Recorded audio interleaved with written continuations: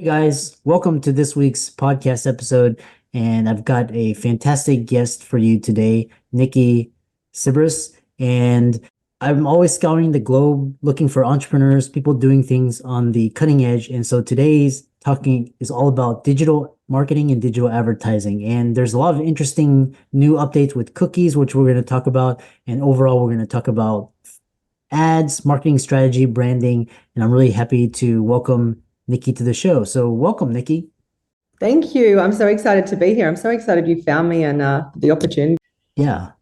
Yeah, you have a full service marketing agency called Digital Exchange, and kind of talk about how you got started in that and how you looks like you're running this, and how you're helping clients today. Yes, of course. So essentially, I was the marketing manager for a long time in a corporate. And then for a while, I kind of wanted to break out and do my own thing. So in 2018, I left and I actually started my first marketing agency that was called Miss Marketing.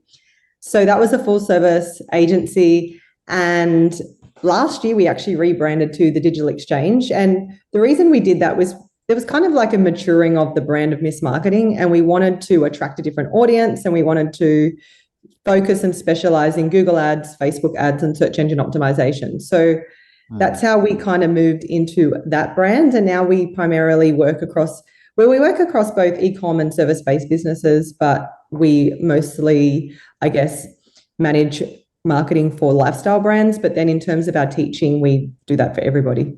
Yeah. I love that how you created a business and a company from your previous experience. And I love how you transitioned from, working for a company to owning and running it. So kind of delving into it, you have this interesting thing where it's called owned, earned, and paid media. Explain that to the audience. Yeah, so there are three different types of ways to get people to notice your brand or your business and your website, etc. So you've got own media. So you've got media that's media that you own, such as your website or your email list. And you want to direct as many people as you can to those lists. And that's a free way of doing marketing. So email marketing is free, getting people to your website via social media, etc. Even though you don't own social media, that is a free way to get people to see you. Then you've got rented or borrowed media. So that is things like doing collaborations with people. So for example, right now I'm on your podcast and you're going to promote me to your audience. So I'm borrowing your audience per se. Then you have, and that's also things like PR, influencers, etc. You are getting exposed to their audiences. So you're borrowing that. And then Yeah. you've got paid media, which is like Google ads and Facebook ads. So you're paying a dollar amount to access audiences so that you can grow your following. Now, organic is generally, or owned is going to be your warmest. And then as it goes further down towards borrowed and then paid, they're going to be a little bit colder. So because those people haven't yet heard of you. But you do want to have a strategy where you can across all of those areas, but owned is where you start because people can't take that away from you. And it's also going to be your warmest audience and it's the easiest way to get started without a budget. So Yeah. I love this idea of borrowing audiences. I never thought of it that way, but it's you are essentially trading platforms like you're trading your brands and collaborations. exactly. So yeah, and then you alluded to it, you start with own, but how do you transition? So you talk about should one use owned, earned, or paid media to advertise your business? What are the advantages and disadvantages of each? So own media is free. So that's probably the best place to get started. So when you don't have a big budget and you're just getting started, you need to look for free ways to advertise your business. So that's kind of the main reason that you would start there. And you want to get as many people to platforms that you own because they can't get taken away from you. So your email list you own, you can't get that taken away from you. Your website has first party data. So anyone coming there, you can collect information on them and you have access to an amazing amount of data from that. So also with owned, it's very warm. So they're people that have found you and that you are nurturing. So those people are probably the most likely to take action at any one time. Then you've got your borrowed media. So that is where you access other people's audiences. Now, the main benefit of this is that you get immediate access to somebody else's audience. Now, sometimes that's paid or not paid. for example. So if you were to do PR, it would be maybe considered paid. But if I was to come on your podcast, I could pitch to you and it's completely free to do. And now all it's costing me is my time and my knowledge. And I'm sharing that with your audience. So the benefit is I get access to your entire audience who you already have built rapport with and you've already got social proof with. So because you're trusting me, they're more likely to trust me too. So that's a great benefit of using a borrowed audience. And then paid audiences, there is so many people that you can access across even Facebook, Instagram, Google. So the main benefit of paid advertising is that you have access to billions of people at your fingertips. Now, these audiences tend to be a little bit colder because they don't know you yet and they've just kind of come into your sales funnel. So that's something to consider. But it gives you a way to access people that you wouldn't have been able to access if you hadn't tapped into paid media itself. I love that. And so and I've also learned that there's a new way of marketing. It's called newsletter marketing. And talk about how you can own your newsletter and the differences between email marketing and email newsletter marketing. Are they the same or different? Well, I guess email marketing kind of captures two areas. You've got your newsletters that go out, and then you've got your automated emails that go out. So you've got, I guess, both types. So email marketing is in itself covers all of those types of marketing, and you've got that it's an own form of marketing. So email marketing actually has the highest return on investment. So for every dollar you spend, they say you get about $36 in return. So it's extremely warm. People don't hand over their emails very easily anymore. So if you have access to their emails, then you can directly send them an email to their inbox. And we know that majority of people, the first thing they check when they wake up is their inbox. So having access to that is highly valuable. But yes, you can send out email like newsletters ad hoc. So if you were to introduce a new blog or introduce a new lead magnet, you can send out those ones ad hoc. But then you've also got your automated ones where people, so say if they download your lead magnet, they automatically say if they fill out a form to download your lead magnet or your freebie, then they'll automatically get sent an email with the freebie in it. So there's that automated way, or there's just the ad hoc ones if you have new products or services coming out that you want to advertise. Yeah. Yeah. Really. The way it was described is like you can embed a newsletter in your email. But kind of emails that's like your Rolodex. That's like your digital Rolodex. So what are your thoughts on, because I've heard SMS and now I hear like there's WhatsApp, there's Telegram, and also like Instagram has these chats as well as I think there's where you basically, I guess you own it and you can basically create conversations through there. How is that different? And then talk about the AI bots, because now you can have like AI chat bots, responding to questions and all of that. Yeah, so I guess there are all different types of AI coming out, and it's just making things a lot easier for people. So I guess it can kind of go twofold. So it's making things easier and it's allowing us as the advertiser to be a lot more productive and to kind of qualify people ahead of time. But then in saying that, also when the experience isn't as personalized, it sometimes maybe isn't as engaging or as warm. But these kinds of, I guess, chatbots and AI are proving to be really helpful because they allow us to do things at scale, which means that we can bring more and more people into our business. And yeah, it just provides an opportunity for us to reach different audiences because we've got access to all these different channels and now everything is linking up. And we can use tools like Zapier, et cetera, to connect everything. And yeah, the sky's the limit when it comes to marketing.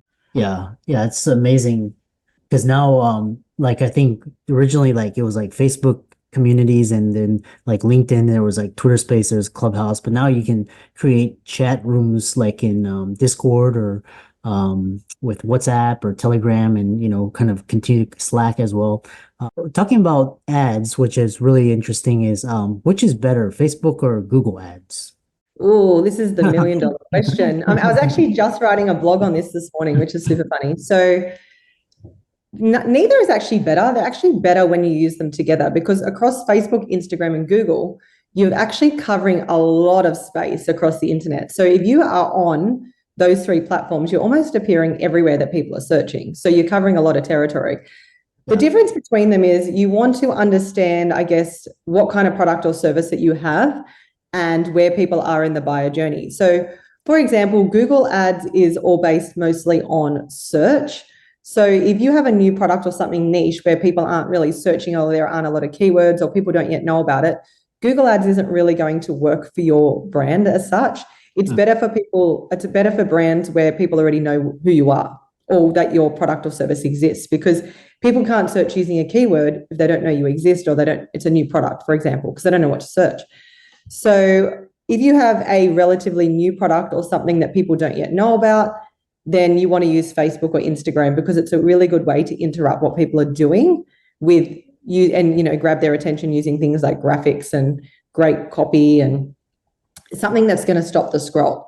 So it's a much cheaper way to advertise. When people are searching on Google Ads, they generally have a higher intent as well. So what that means is because they're using keywords to search, it means they're more likely to buy or convert than if they were just shown an ad randomly on Meta based on their interests or their age or where they're from. So based on that, Google Ads generally tend to be a little bit pricier as well than Facebook ads. So it all depends where the user is in the buyer journey. Generally, Facebook ads is better for people that are targeting people that are just starting out and for more brand awareness, whereas Google ads is better for capturing people that are further down the buyer journey and know what you have or sell and are making. I'm always in the market for where the attention is going. So right now the Gen Z, I guess for now they were on TikTok. And so how does like TikTok ads and then also like LinkedIn and YouTube also offers ads, but I haven't seen much. It was like kind of a buzz a year or two, but now there's not much going on. So what are your thoughts on those? I think a lot of people are trying to jump on these platforms and see how they go with them. But I think as a whole, we're seeing that most people want to stick to the main platforms because we know that Facebook and Instagram and Google all get incredible results.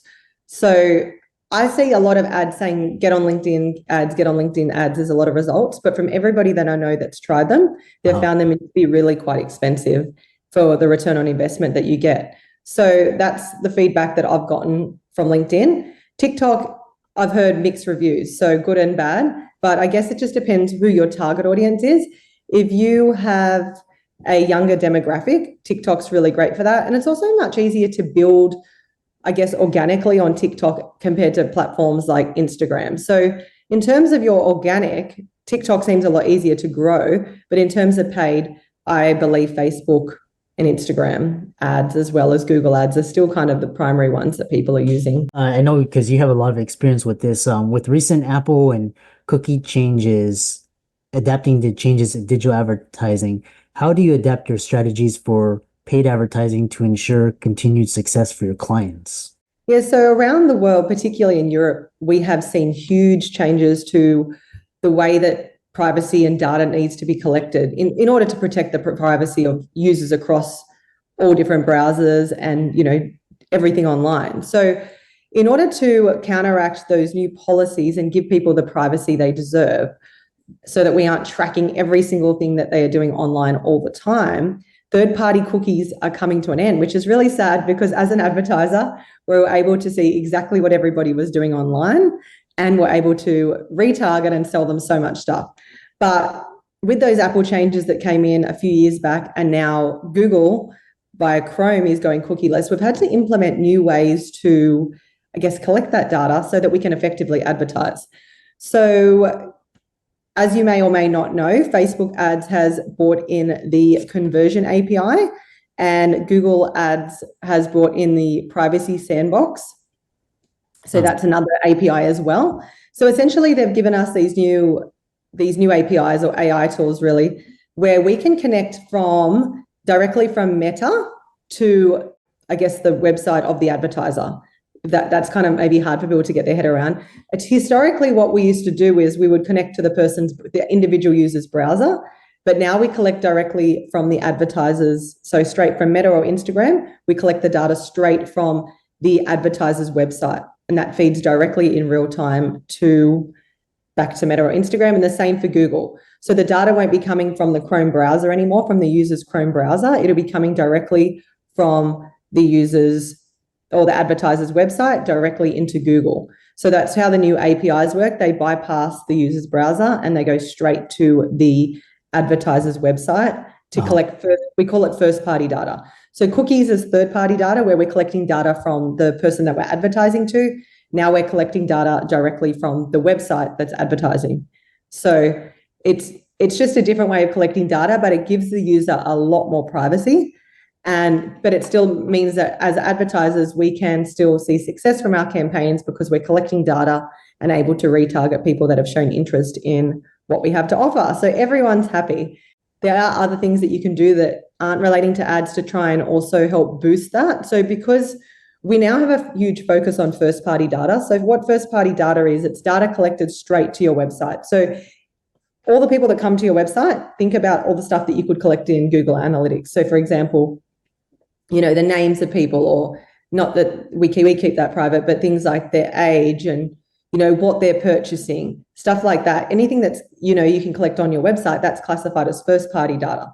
So we want to try and build up that data as much as possible. So we can do that through these conversion API, but we also want to increase the amount of people visiting our website from other platforms to be able to collect that data as well. So anyone that comes via email marketing or even setting up your search engine optimization so that you're ranking in Google, and anyone that makes a search hits your website, we can also collect their first party data as well. Yeah. So it's super important to get those APIs set up if you haven't. And I have tutorials on my actual website if people want to follow a YouTube. But definitely do that. And are the changes already in effect, or is it going to go out, or is already de facto? Is that a fair assessment? Or so Facebook ads brought in the conversion API a while back. So pretty much people have been setting that up. Well, most people would have set that up by now. Well, I guess most people that they have an agency probably running the ads for them. They may not have set it up if they're running their own ads. But that one's been around a while. Chrome has been, or I guess Google's been talking about theirs for a while, but it's only been in the last few months that we've really had to pull our finger out and start making sure these things are getting connected. So this one is, I guess, newer. Google's kind of closing down of the third-party cookies is a bit newer. So that's still kind of having, I guess, we're still starting to move all those across now. But for us personally, all the meta ads ones are done. Yeah. I know we're coming to the kind of the close, but I really wanted to ask about algorithms and AI. But before that, I wanted to ask, because cookies before, for a lot of listeners, they're affiliate marketers, so they have an affiliate link, and kind of, I understand that the merchants were paying the affiliates through cookies. So how do you now that it's the first party data, how do you pay the affiliate marketers if they make a sale, or how are they tracking those? So when it comes to affiliate marketing, the cookies are still working. Well, I hope they are, because I do some of that myself. No, they've all got their own. So most of the platforms that are using this kind of, I guess, cookies, that's still tracking, because you're more just tracking the link. You're not really tracking necessarily that, I guess, personalized information. So when it comes to affiliate marketing, there's ways that are still working when it comes to that. So if you're an affiliate marketer, don't worry, you're still going to be tracked. And that, the time that you're tracked might be, might have been reduced. So it might have gone, say, from 6 months to 30 days. But as far as we know, those haven't been impacted. And if they have been, there has been like new software, I guess, introduced in order to counteract it. I always have to be mindful of technology, because it can really change your income streams very quickly. So kind of the next question I have is the impact of artificial intelligence in advertising, and what concerns or what promises do you see with artificial intelligence and ads, like either Facebook, Google, especially with these algorithms, etc. So yes, I mean, a lot of people, even with the leaving of third-party cookies, have been a bit worried about it. But in saying that, what we're seeing from the new AI software across advertising platforms is really good. It's not only going to improve the performance of your ad, but it's going to be able to improve the productivity of the advertiser, because it's going to be able to make things easier. So for example, we are seeing a whole bunch of new tools released into the Facebook Ads Manager, things like the background expansion tool, or the image expansion tool, sorry. So basically it'll take your whatever image you load, and it will change the sizing and expand it itself for different image ratios. So for example, if you loaded a post sized image, it would expand it for stories. So you don't need to necessarily use Canva anymore or have a graphic designer. It just automatically does it for you. It'll also give you variations to the copy that you put in. It'll give you, a different alternative that you can use, or two that they believe is better based on all the data they have available that they think, your audience will respond to.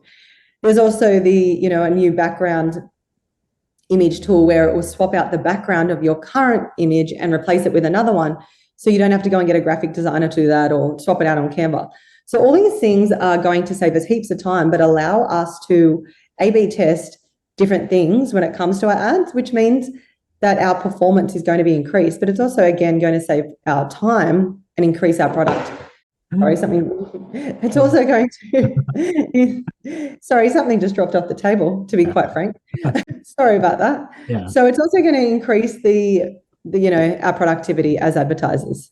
Yeah. It's a really fascinating conversation. And how can people contact you, check out your socials, and reach out to you? Oh, amazing. Yes. So if you want to find out all about us, you can find us at thedigitalexchange.co. That is our website. And our Instagram is also thedigitalexchange.co. That's for Instagram too. And then if you want to find out if your brand is ready for meta ads, you can download our freebie at thedigital.com/Facebook. And just one last thing, we also have a bunch of tutorials like how to set up that conversion API on YouTube. So we are at the Digital Exchange there. Yeah. Thank you. Yeah, awesome. And I really enjoyed this conversation. And for all the audience out there, give Nicki a like and follow on socials, check out her website, work with her. And with that, thanks so much for coming on.